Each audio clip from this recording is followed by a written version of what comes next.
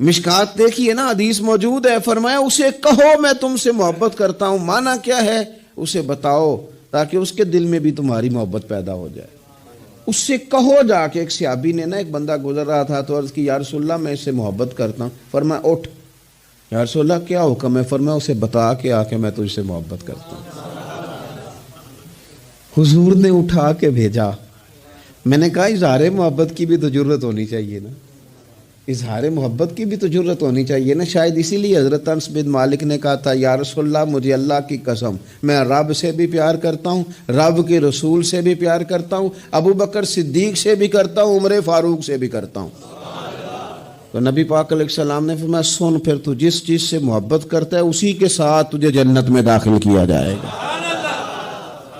تو سلیقہ بھی تو ہونا چاہیے نا. محبوب نے فرمایا جا بتا کے آ.